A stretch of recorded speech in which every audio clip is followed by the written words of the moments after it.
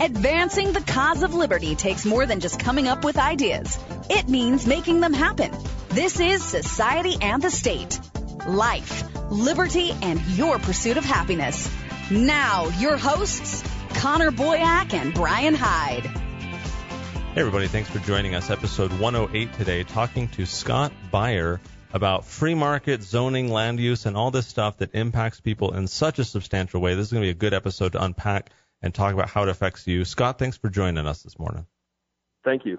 Hey, so, I first came across you when I was doing a little bit of research on land use regulations. So let me maybe offer my own definition, and then you can kind of jump in as well. Sure. Here in Utah with our policy work, we've been looking into the impact that land use regulations have on people. And this is the government, local governments telling you how you may use your own property. If it pleases the Crown, right, may I, do an Airbnb, or may I put a little shed on my backyard?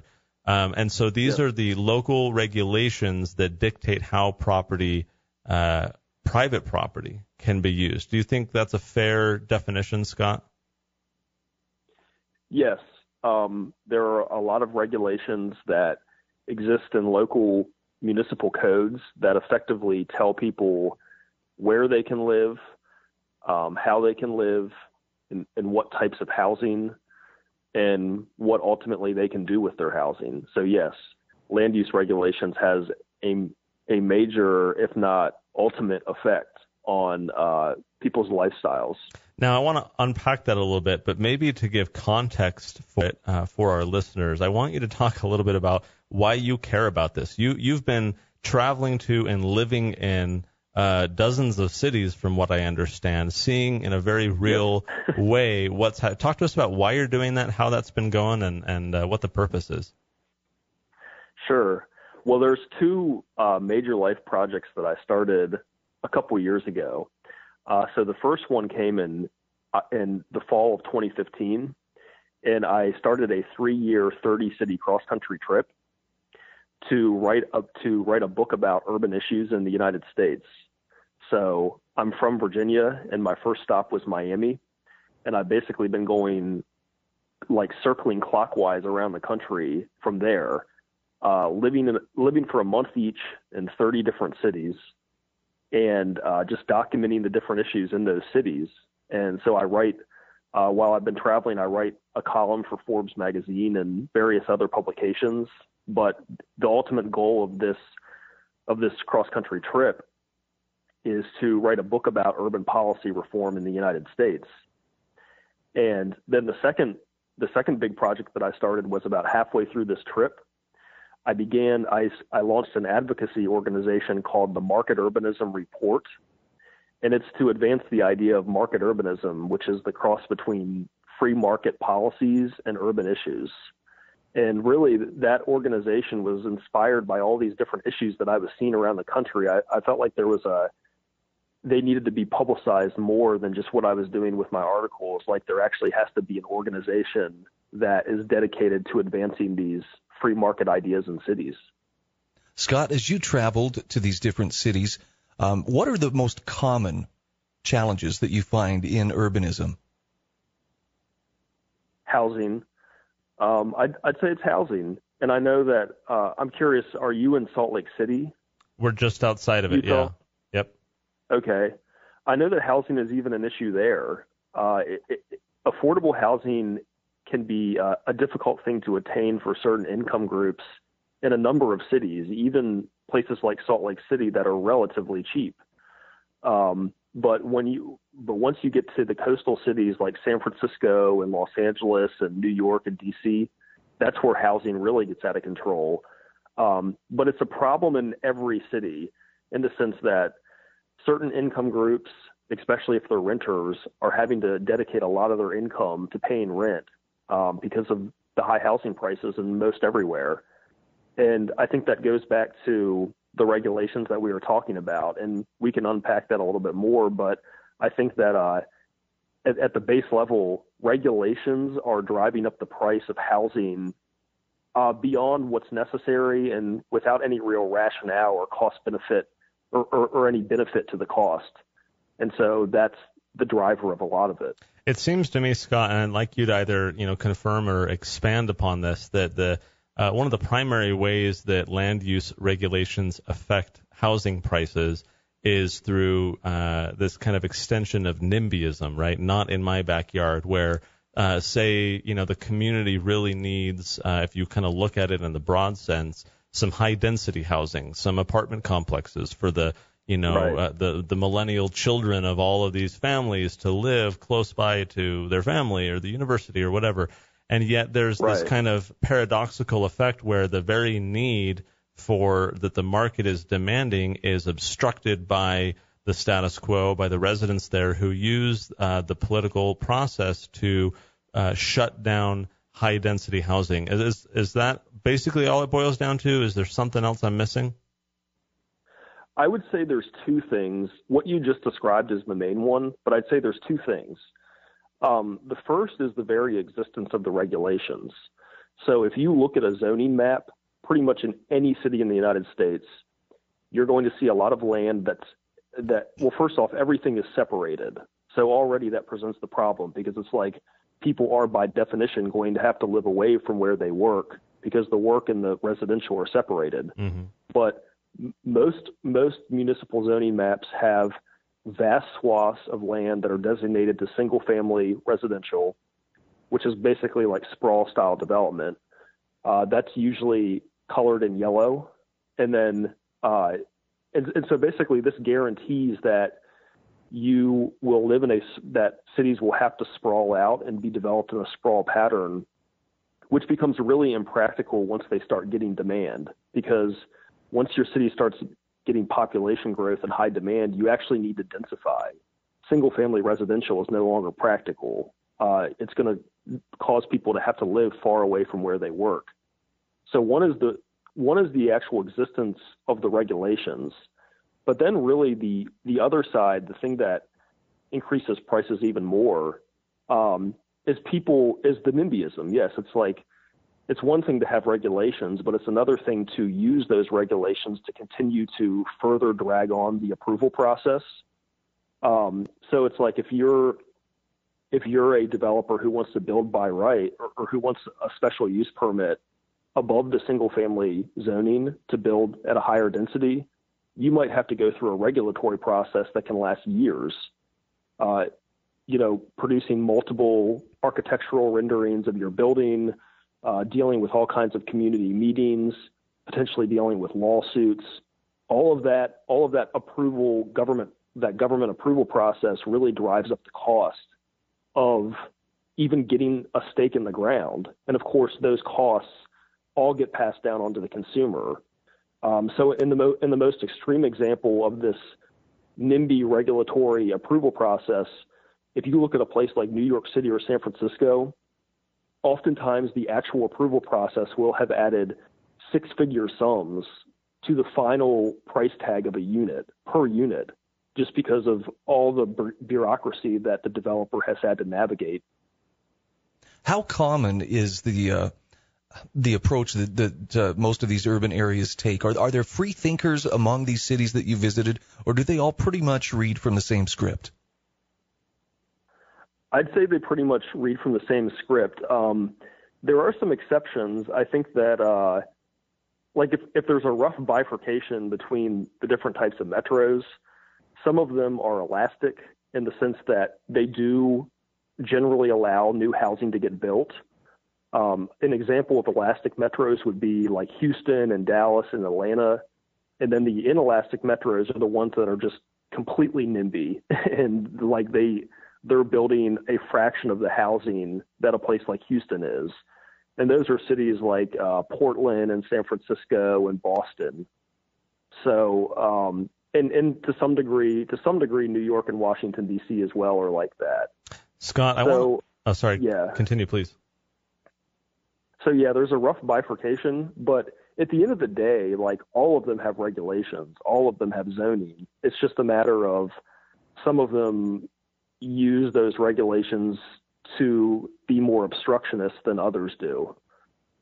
Scott, the Forbes article you wrote that caught my attention, and we'll link to it for our listeners on the show notes page today, which is societyandthestate.com/108, reveals or highlights, I should say, a study by the Obama administration. This was a couple years ago, in which they acknowledged kind of basically what we're talking about, some of these market-based impacts on housing supply and cost.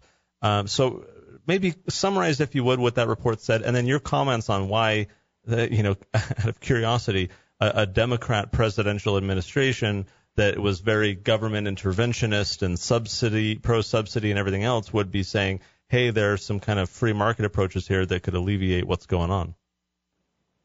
Well, it's interesting that you asked that because just a couple of days ago, Cory Booker, another Democratic politician, proposed legislation and federal legislation that would require cities to upzone their land and produce more housing as a condition to getting federal block grant money. So again, he's seen the same thing. Barack Obama and Cory Booker and other Democrats like Julian Castro, the former HUD secretary, are starting to notice this as well, that yes, there are specific regulations that are preventing housing supply from getting built. Some of it is single family zoning. Some of it is minimum parking requirements, outlawing accessory dwelling units on different housing. Like there's all these various regulations that restrict supply. And so they're seeing it as well. And they're actually, yes, they are proposing market solutions to this problem, just as I think Republicans would do that intuitively. But it's become a bipartisan issue. And I should mention also that a lot of my readership at the Market Urbanism Report is very much a mix of like libertarians, liberals, and conservatives. So it's kind of like, I think everybody recognizes the problem here. And to your point about what did Obama's or what did the White House report actually say, some of the things I just mentioned, they were looking at stuff like exclusionary zoning and minimum parking requirements, stuff like that.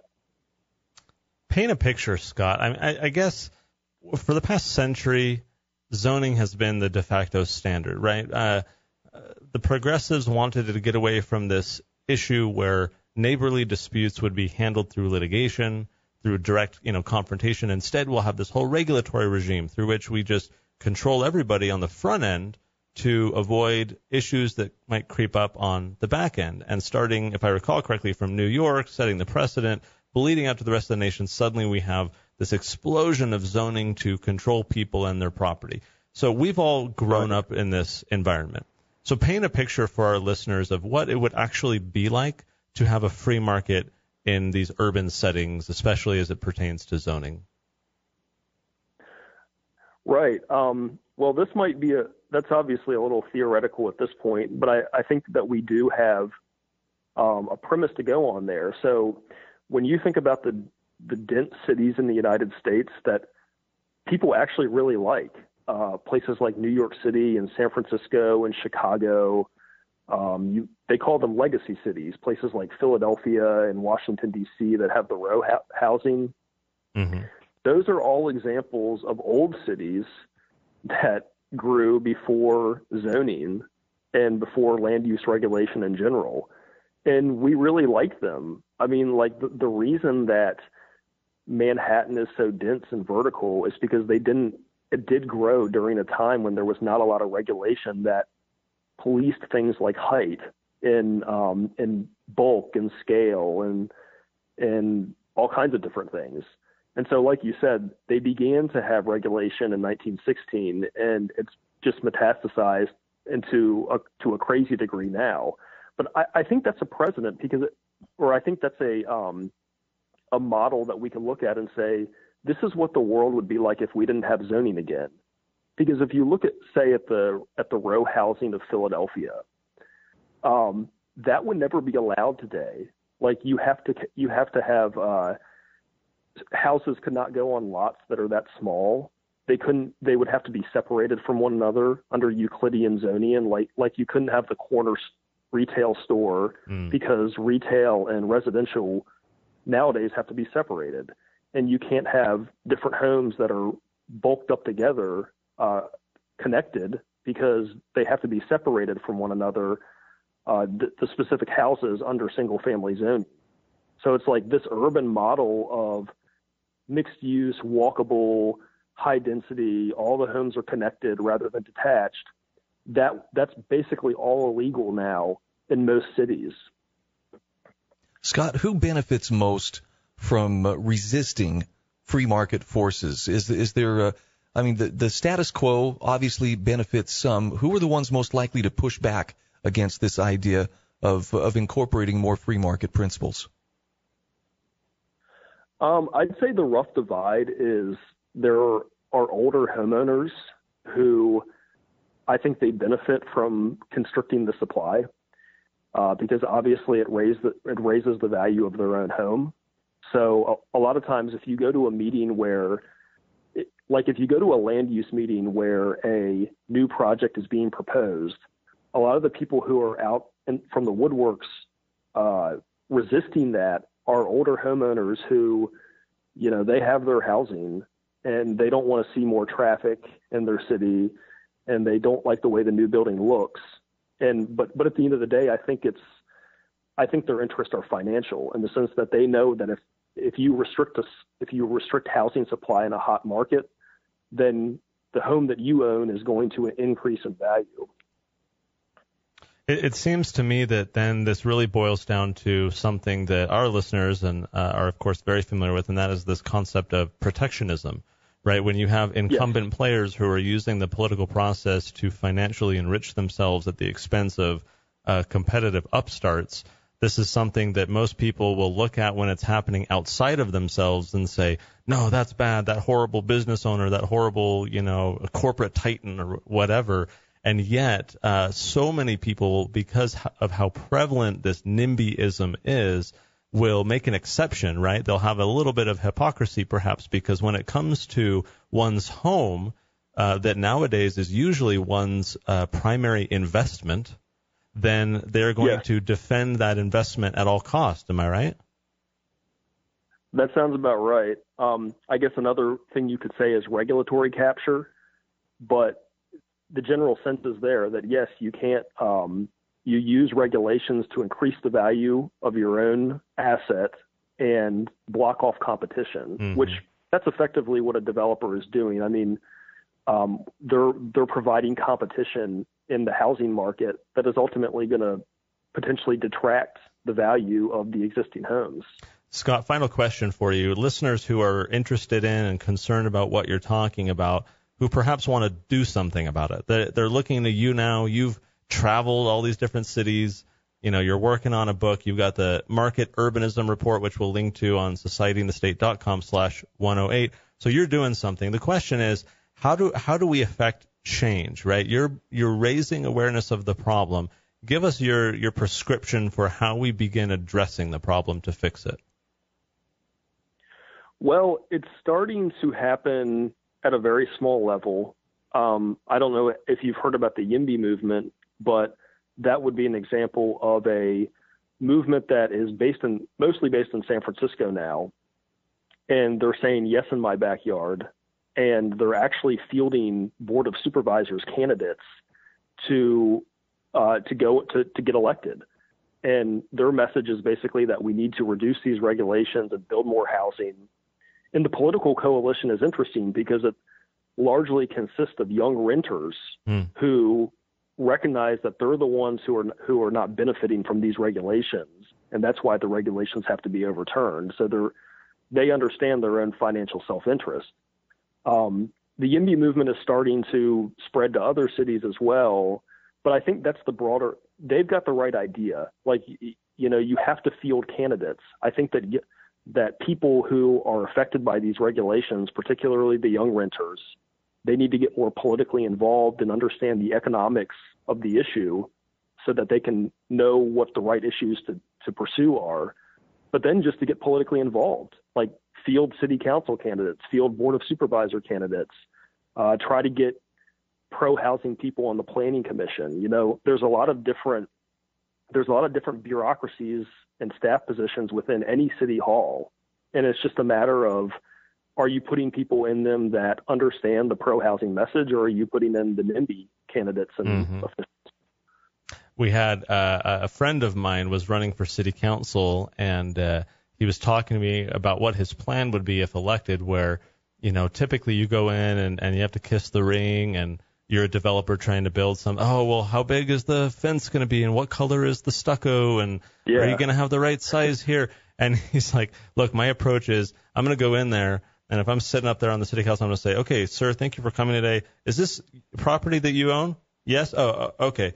And will this cause harm to anybody else? No? Oh, okay. Approved. And just try and rubber stamp these things. Obviously, you're one of a council, so you can only do so much. But to begin making the point that you're mentioning, where when you get the right people elected, at least the conversation can begin to shift, and people can kind of introduce the YIMBY or the free market message, the property rights perspective, right? That go do whatever you want as long as you're not harming people. It is, after all, your property. Scott Beyer, we are going to link to the article, your website, and other resources, societyandthestate.com/108. Such an important topic because realistically it affects all of us, and especially as housing prices increase. We're all seeing it across the board, but we have to look at the underlying causes, and land use regulations are a big part of it. So I hope our listeners will go read what you've done. It's some good stuff. Thank you very much for joining us. Thank you so much. You've been listening to Society and the State. For show notes, archives, and more great content, visit societyandthestate.com.